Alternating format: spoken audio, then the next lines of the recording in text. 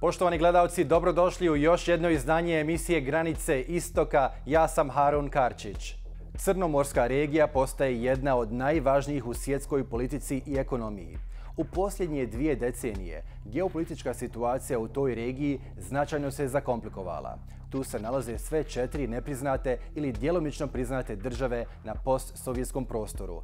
Pridnjestrovska Moldavska republika, Abhazija, Južna Osetija i Gorski Karabah. U sukobu oko njih direktno je uključena Rusija. Turska također ima velike interese, naročito u Južnom Kavkazu. Za SAD, Crnomorski bazen i Južni Kavkaz imaju stratešku ulogu zbog njihovih interesa na Bliskom istoku. Budući da Rumunija i Bugarska imaju direktan izlaz na Crno more i članice su NATO saveza, bilo kakve geopolitičke promjene u toj regiji direktno se reflektuju na ostale zemlje Balkana. Nedavno održana konferencija NATO Fondacije u Rimu upravo je analizirala sigurnost na Crnom moru i njene refleksije na Balkan. O tome ćemo razgovarati u nastavku emisije, ali prije toga pogledajmo uvodni prilog o važnosti Crnog mora. Jedno od trenutno najvećih poprišta geopolitičkog nadmetanja je Crno more. Kada pogledate mapu, lahko je uočiti zbog čega je tako. Crno more na istoku graniči sa Kavkazom, na zapadu sa Balkanom, sjeverno sa Rusijom i Ukrajinom, a južno sa Turskom. Omjer snaga je bio pod balansom sve do ruske aneksije Krima 2014. godine. Od tada Rusija preuzima nadmoć. Krimska luka Sevastopolj, sjedište ruske crnomorske flote, preuzima značaj veći nego ikad.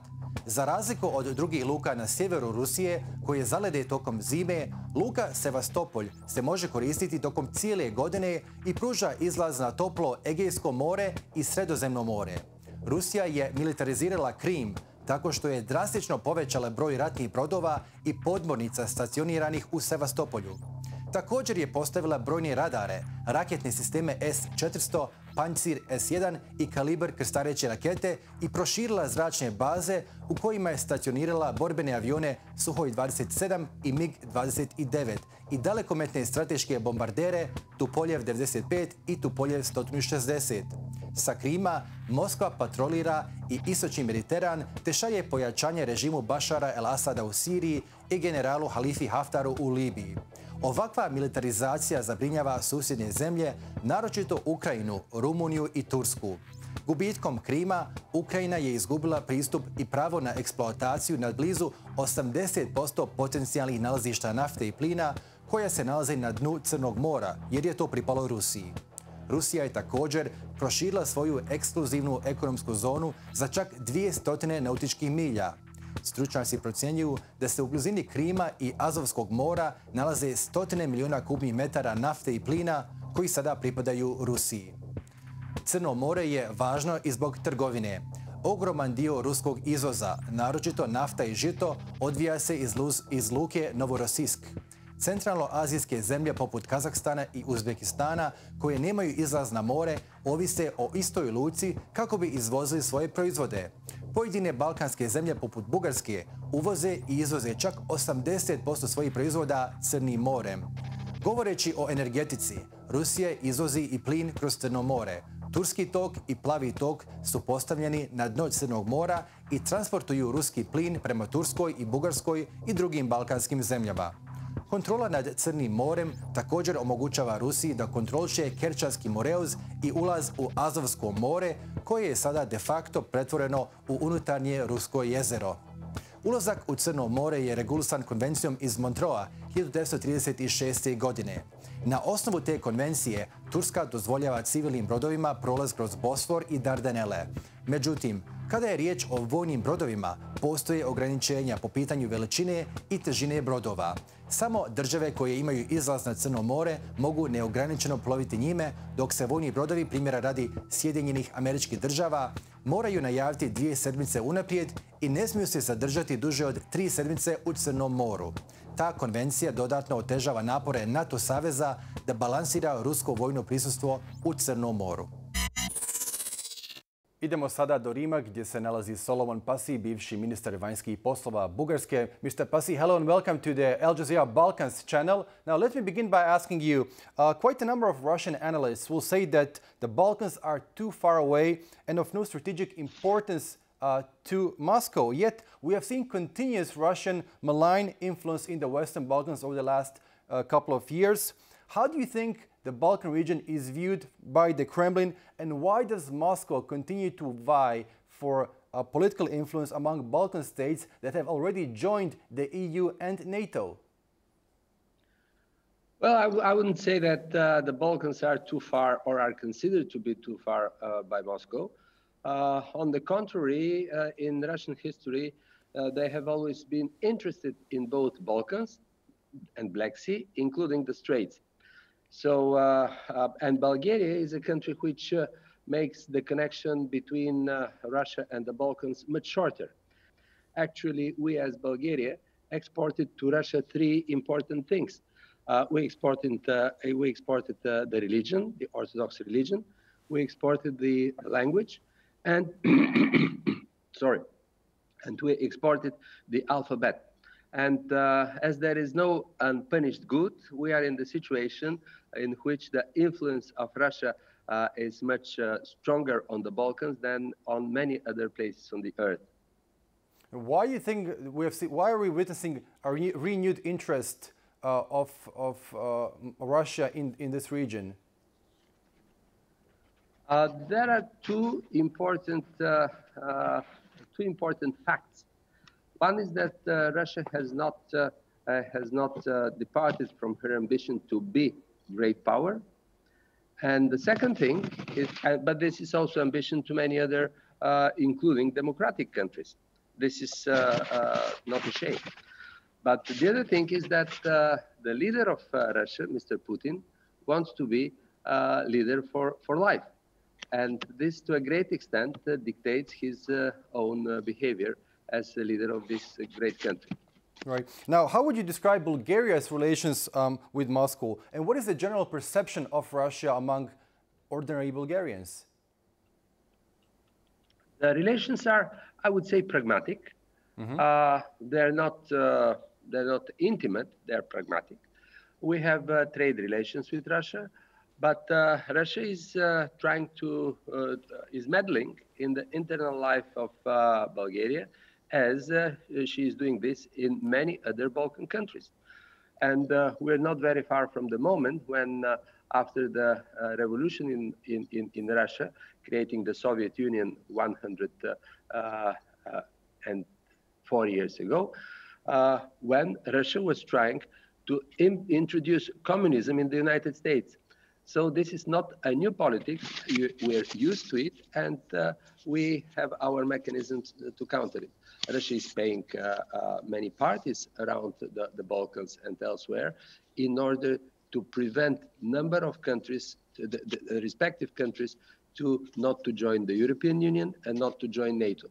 This is the interest of Russia, to keep as many countries as possible out of NATO and out of the European Union. But would you say that Moscow will give up on a particular country once it has already joined NATO? Or does it still strive to gain some influence, as in the case of Bulgaria or Montenegro? The ambitions of Russia would be calmed down as soon as the country joins NATO. This was the case with Bulgaria, and this is the case with everybody, each of the country as well. On the contrary, in the process, when you're applying for membership in NATO, the activity of Russia is, of course, much higher because the target is much closer. But once you join NATO, then for Russia it's very difficult to cross the red borders.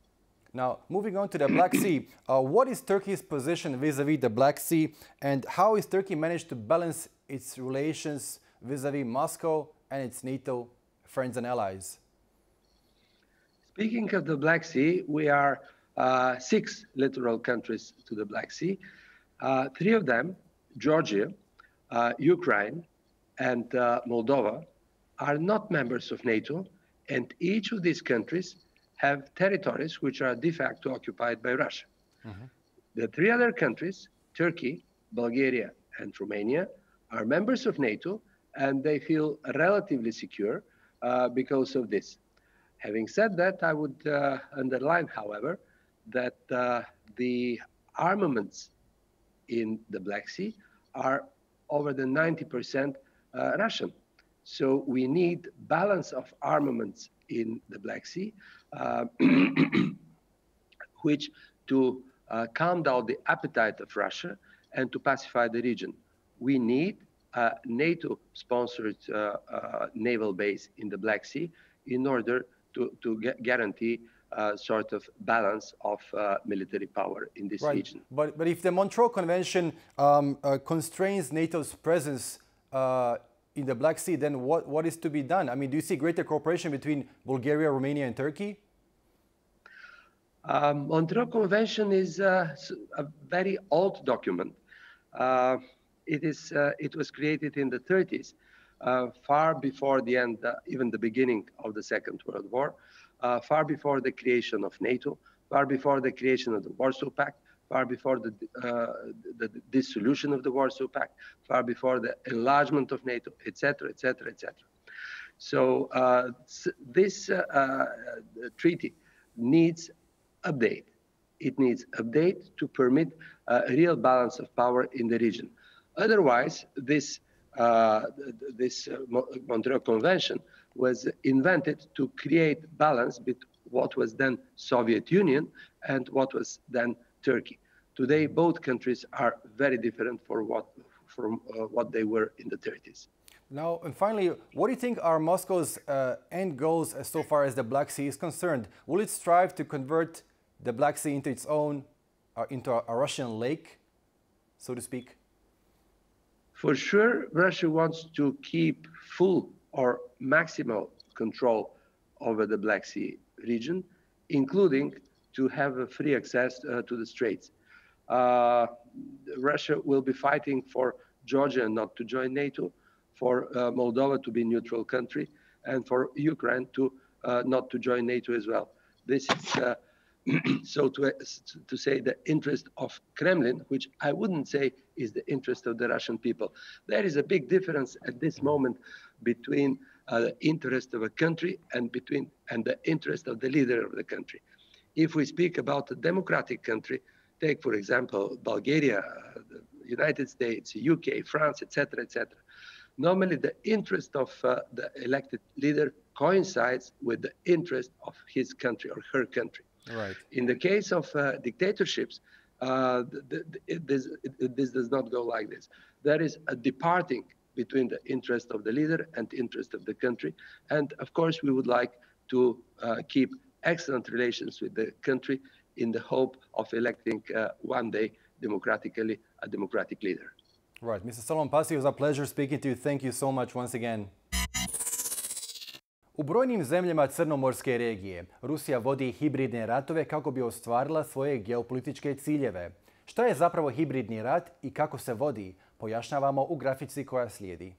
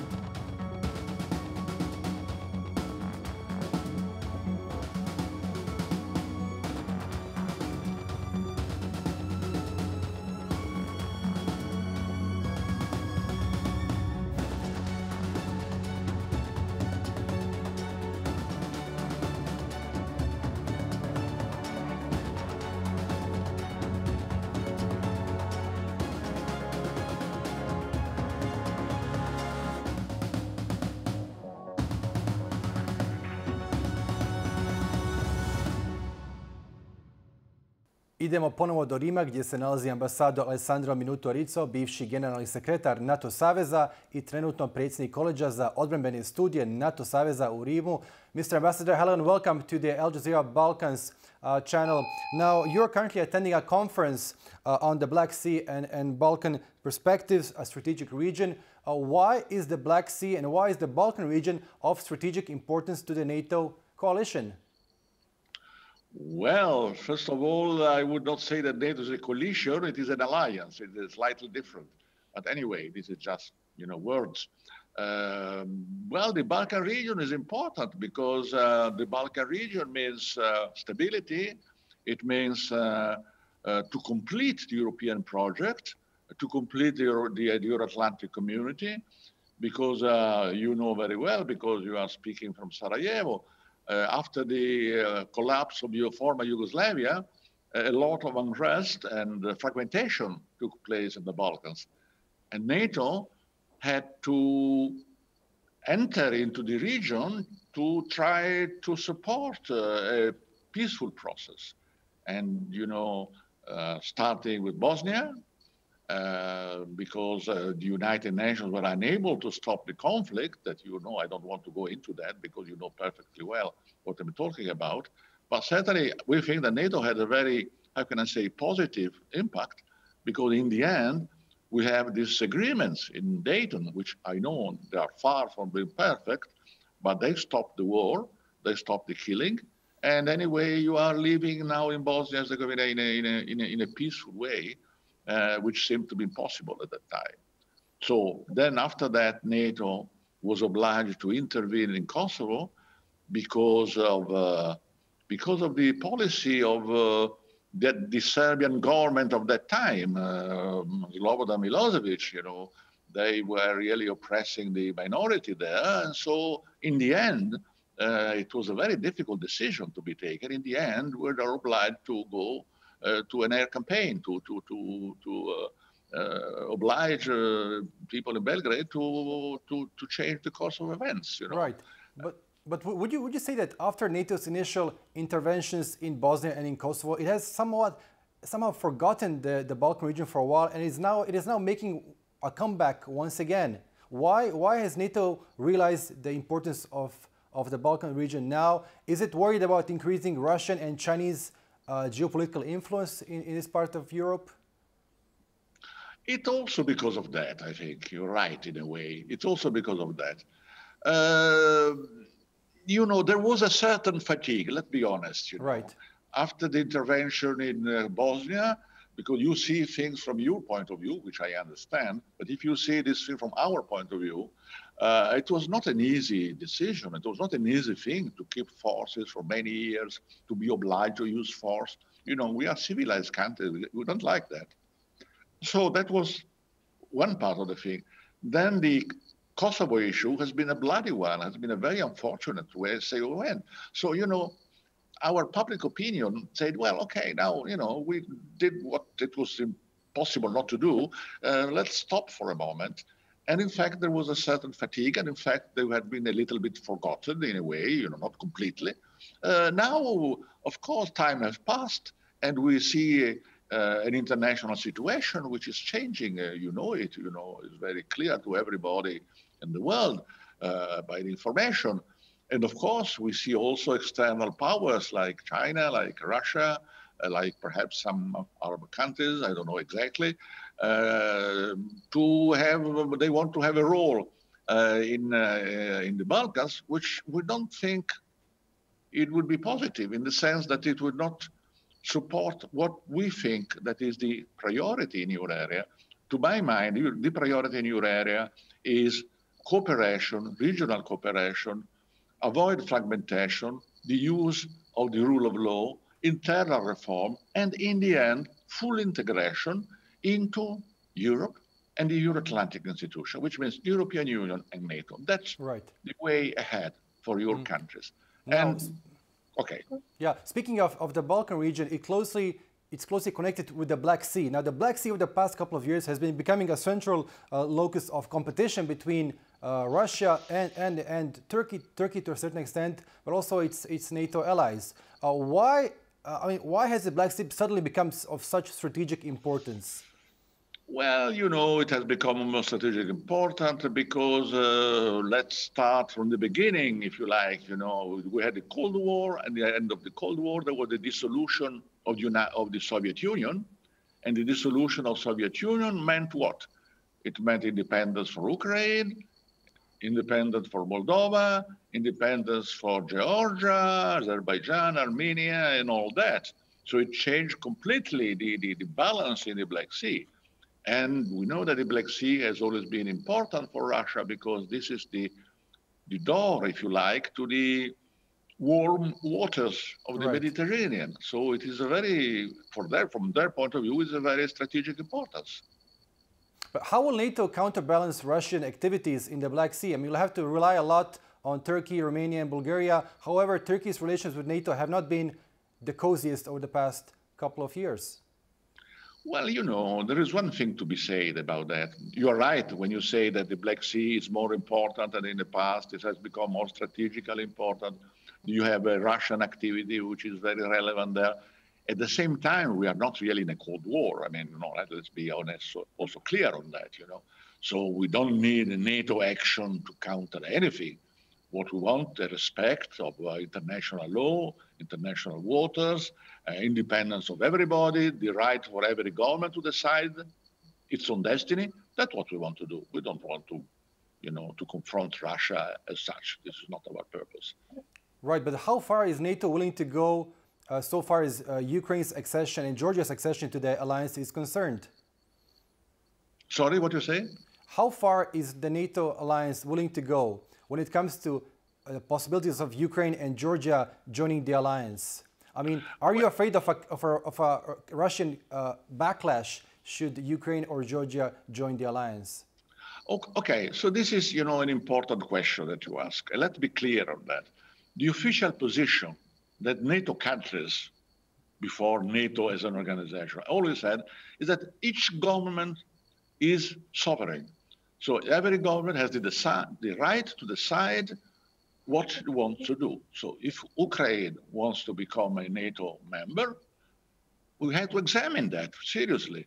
There is no veto on that by anybody, not on Russia, by Russia and anybody. We are not yet there. We are not yet there because there is not an accession of Ukraine or Georgia in the cards. It has also to be clear, I think, you know. They are in a partnership for peace. There is a special kind of cooperation. There are technical assistance.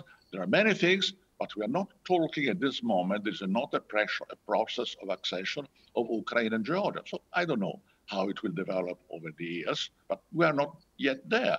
So I don't think we should, you know, push things more than what they are. Right. But if you have a country such as Bosnia, where the Republic of Srpska clearly sides with Moscow and the Muslim Croat Federation is more pro-NATO oriented, what do you do in such a case? I mean, NATO must have its own interests and strategic objectives. What are the incentives that you have for to attract a country into your membership? Well, you know, this is also a very good question. Why should a country of the Balkans join NATO? Because they think that is a good thing to do. This is a very simple and easy answer, you know. I remember, for instance, that I was dealing with Croatia at the time of its accession, you know, and I was going myself to Zagreb to meet the Croatian government, etc. And I remember that the issue was that we thought that it was good for Croatia, and it is the same thing for all the other countries, of course, to be part of security providers. This is just the English expression, you know. Security provider, what does it mean? It means to be on the side of countries who help to produce security, not those who consume security, who have to ask for an intervention from the outside, who need troops, etc.